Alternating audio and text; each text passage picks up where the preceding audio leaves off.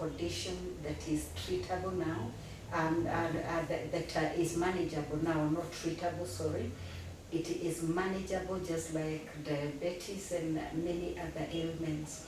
As long as you take your medication on time, you stay without a lot of stress, and you manage to eat well, exercise regularly, drink a lot of water, take vegetables and fruits, you can live a healthy life.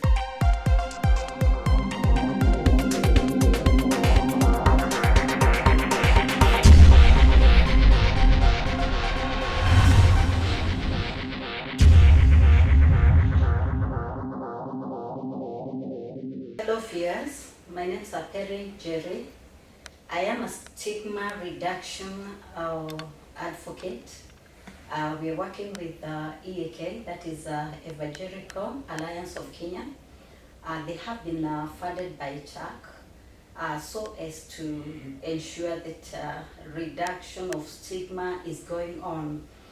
This is because in the recent years we've not seen much action as far as HIV and AIDS is concerned. It has been an assumption that everything is okay, but unfortunately that is not the case. We have seen so many people suffering, being stigmatized, being rejected, and even some are suffering from self-rejection and self-stigma. And therefore, it is important that people are educated and sensitized on issues of stigma. Personally, I would just like to tell you about myself briefly. And in 1994, I was married. My husband had these persistent headaches which were not going away. He was admitted in hospital and was diagnosed with HIV. And I just went to the hospital one day, and the doctor asked me, "Are you Mrs. So-and-so?" And I said, "Yes." And he asked me, "How is your husband's social life?" Because the HIV virus seems to be very strong in his blood. And before I answered, he asked me, "How many children do you have? What properties do you own?" Because this man needs to write a will because he cannot live for the next 6 months.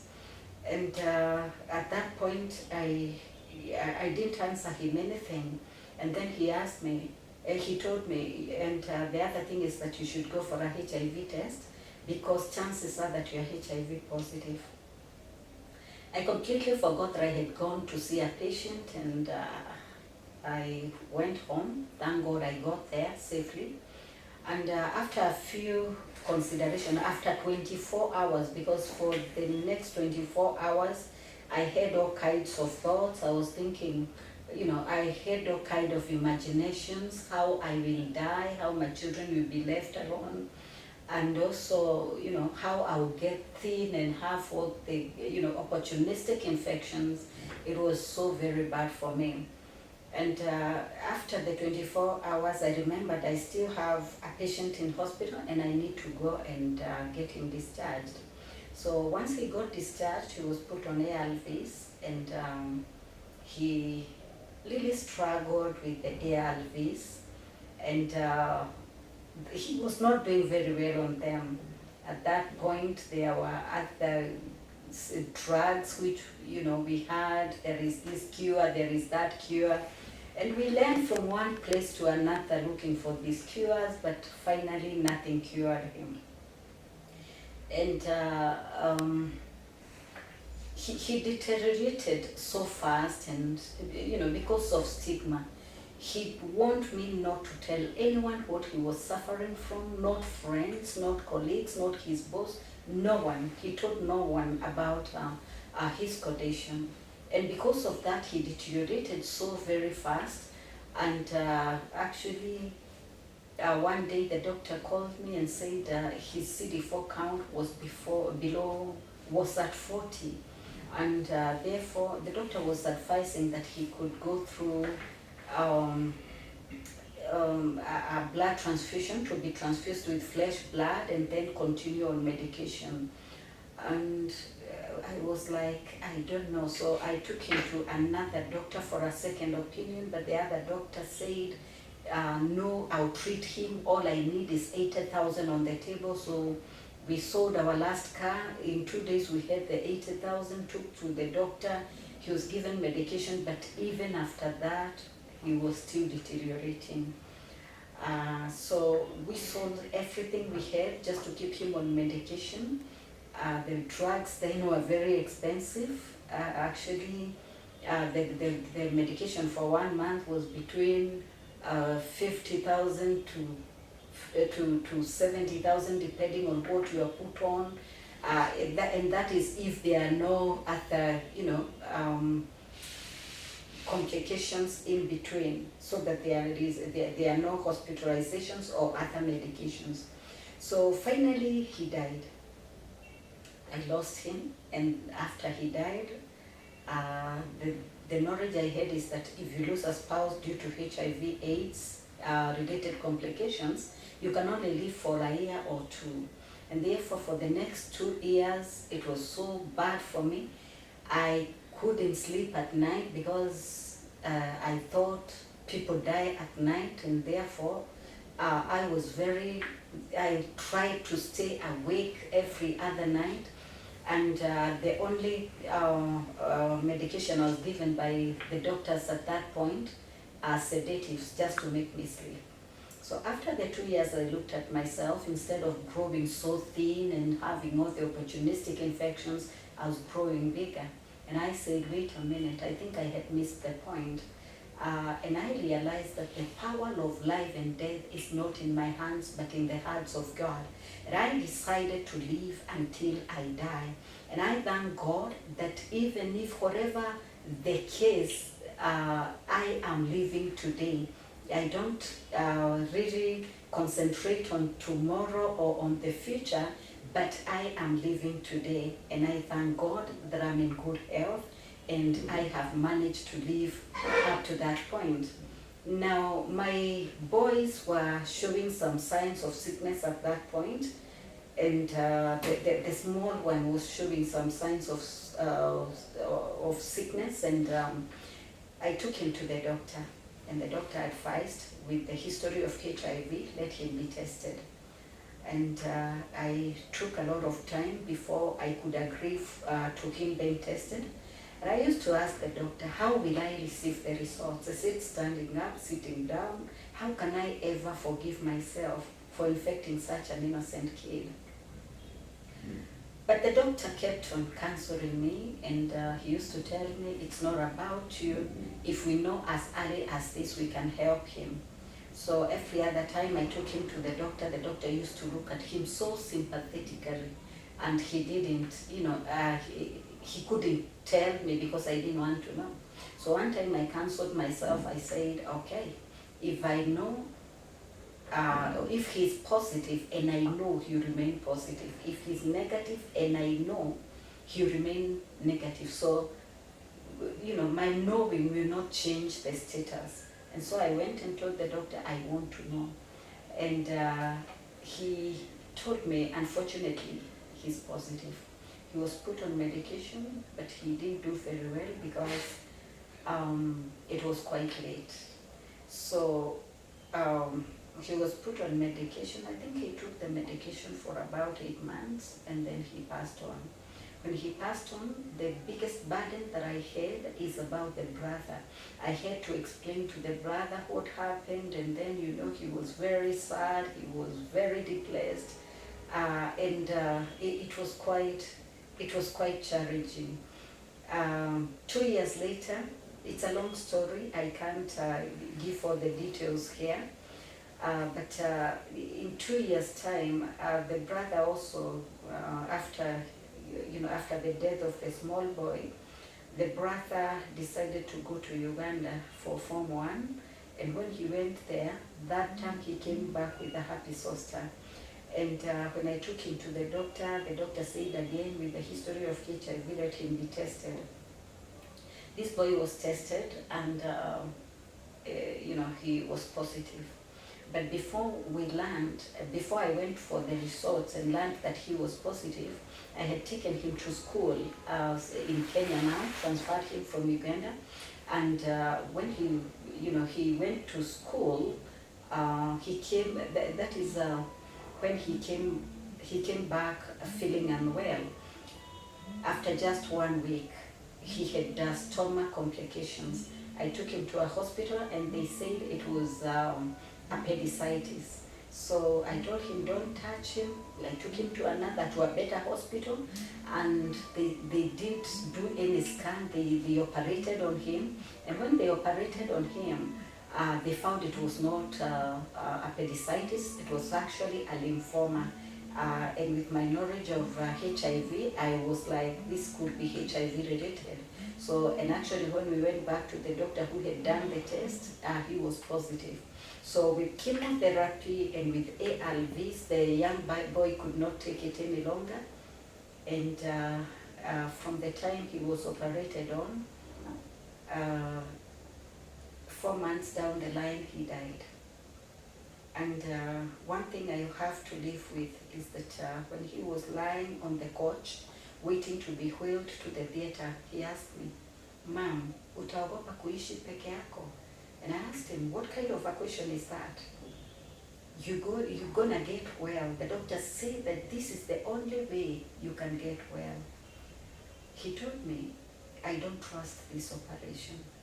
And actually, after he was operated, we just did 4 months and he died. Until this point, I was not on medication. I had managed to do very well. But the stress of seeing him going through so much pain, I do not know any condition that is as painful as cancer. My boy used to cry throughout the hospital, and he used to scream, and everybody in the hospital would just be so sad. And ladies, you'd look at them and tears are just rolling down their eyes, and men who are strong would just walk out. They don't want to see this boy yelling as he was doing. And after he passed on, I went down. My CD4 count was so low. I was doing very badly. And one day after work, I found that a happy zoster had hit me on my right side. And I called the doctor and told him about my condition, and he told me, get to hospital, we see what to do. When I got to hospital, I got admitted, and they treated me, and the doctor really talked to me, counseled me. Thanks to him, I started medication. And I thank God, I am still on medication. One of the messages that I would like to pass to somebody out there who could be going through what I went through is that adhere to medication. HIV is a condition that is treatable now, that is manageable now, not treatable, sorry.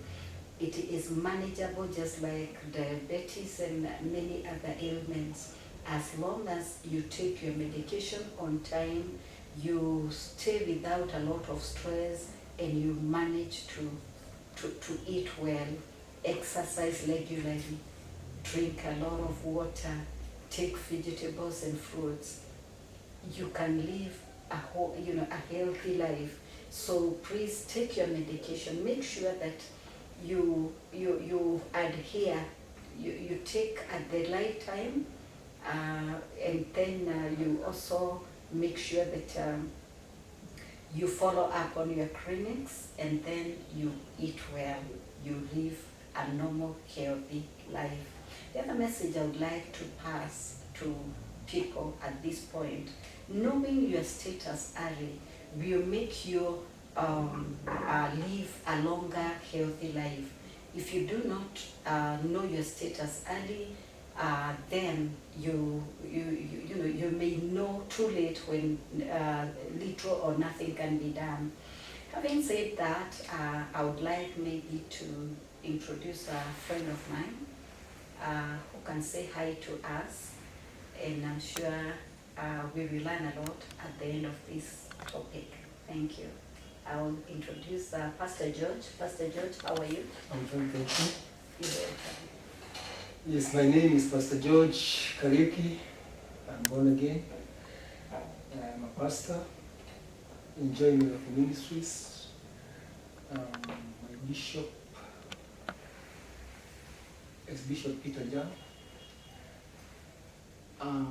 I am HIV positive, and it happened that around 2003, my brother, who is after the one who is after me, got very sick.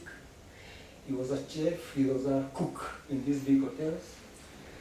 He got very sick, and he was in and out of hospital every now and then. And eventually, he succumbed to HIV. And after he succumbed to HIV, we buried him, and then 2 years down the line, I got TB. I had this constant cough.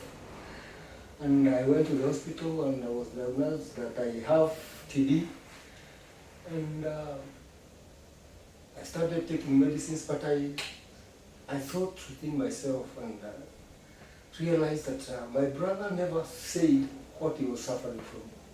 We just realized that he went down on HIV-related issues, but he could not tell anyone of his status.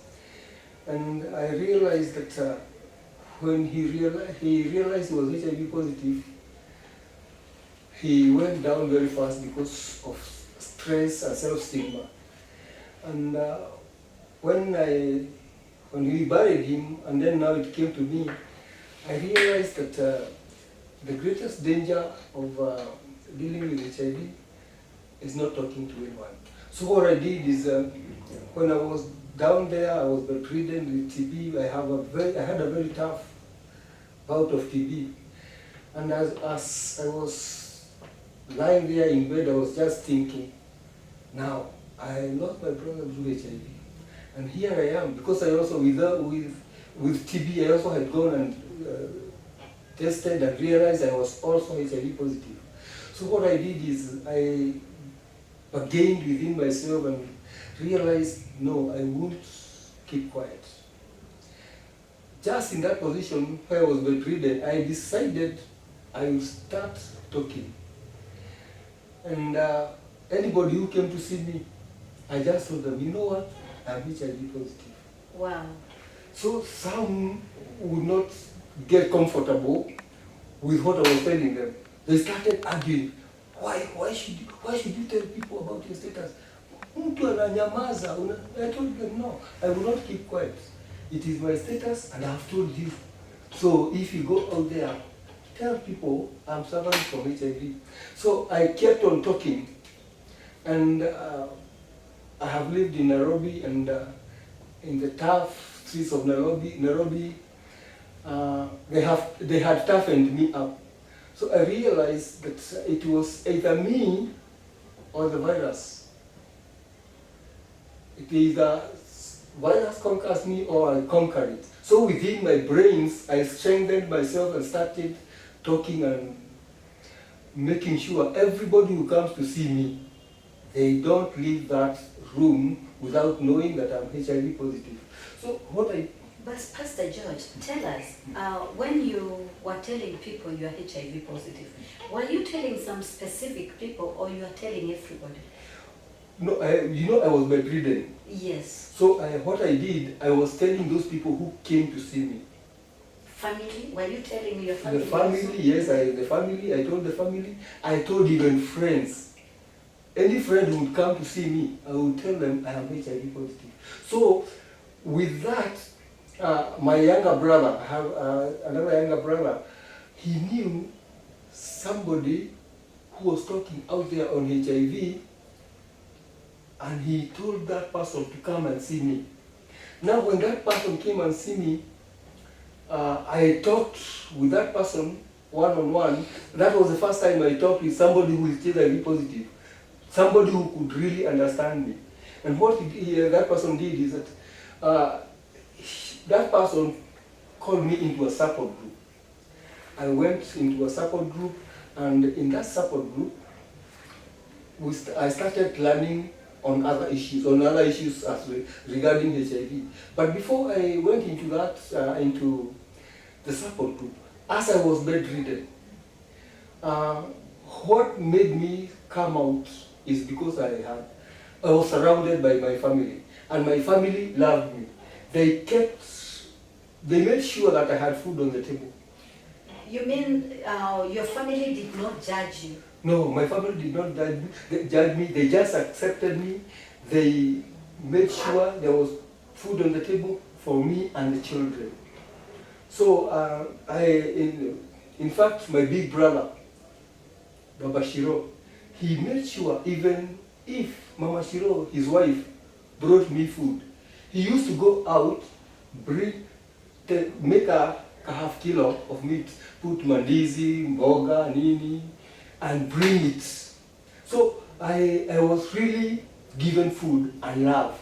Not only food, I was given both of them, food and love. So with time, I was able to get out there, join in the HIV, in the groups, and in those groups, in that group of support group, we started going out, and we could organize even barazas. We organize with the chief. He calls barazas in our area. We speak to the people. People ask questions. We tell them. We give information to the people.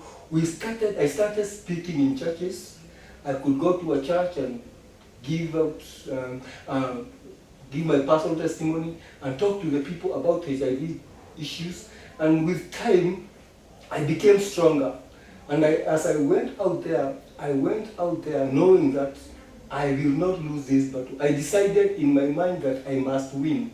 And that is why even as I sit here now, it's because of the decision that I made, and the stigmatization from the people could not affect me because I had made a decision on speaking out about the HIV status. What would you tell somebody out there who has a family member suffering from HIV, and they are stigmatized or they are self-stigmatizing? I think the most important thing for somebody who is being stigmatized, who has somebody, is not to stigmatize them. Because if you stigmatize them, you are pushing them to the grave. You see, you can also have the self-stigma, and when you have that self-stigma, even when people around you love you, and you hate yourself, you still go down. And it is important for you to accept the love and understand that even when you are HIV positive, it's not a death sentence. You can take medicines, you can live, and everything will be okay. Wow, I think that is so great. The message here is that especially us who are in the churches, it is very important to stop the stigma. Jesus accepted us the way we are, and therefore it's very important for us all to accept those who are suffering. Of late we have had the coronavirus, the COVID-19, and we have seen people who are, who had been taken into isolation. We have seen them having difficulties in being reintegrated into the society. You find that people feel they are not very free to mix with them. They do not want to, they are segregating them. They are kind of stigmatizing them. One thing we should know is that some of these things you do not choose. You are the way you are by the grace of God. You're not HIV negative. The Lord has not saved you from COVID-19 because you are better than the other people. As far as COVID-19 is concerned, let us take all the precautions as given, the protocols as given by the Ministry of Health. Let us also embrace those our brothers and sisters who have suffered from the coronavirus and who are now okay. If the Ministry of Health has tested them and have said they are okay, who are we now to start judging them? Let us stop being judgmental. Let us embrace everyone the way God has embraced us. In John chapter 8, there's a story of a woman who was caught in adultery.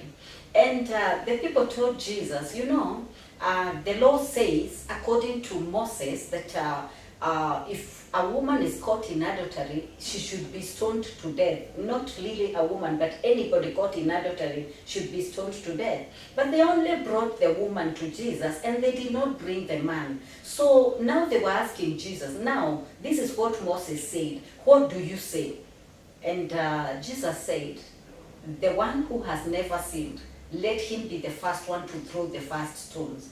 And the Bible tells us that Jesus bent down and started writing something on the soil. The Bible doesn't tell us what he was writing, but we can assume he was writing their sins, because when they looked at what he was writing, they were just keeping the stone down and walking away.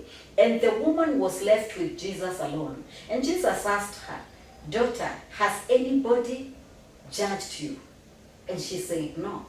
And Jesus said, go and sin no more. And this is the message that the church has for the people who are HIV positive.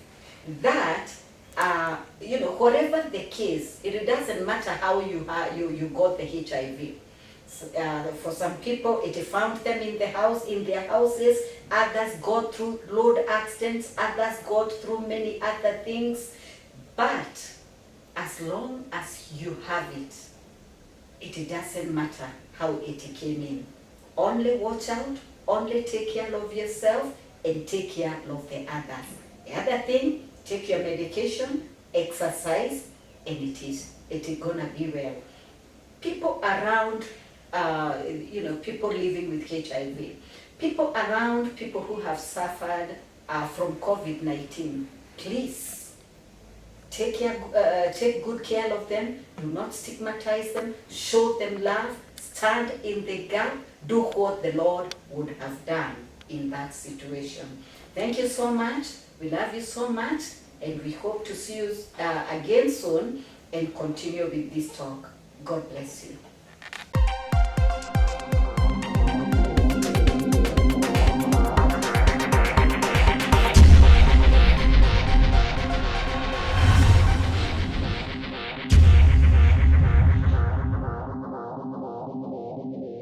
HIV is a condition that is treatable now, and that is manageable now, not treatable, sorry. It is manageable just like diabetes and many other ailments. As long as you take your medication on time, you stay without a lot of stress, and you manage to eat well, exercise regularly, drink a lot of water, take vegetables and fruits, you can live a healthy life.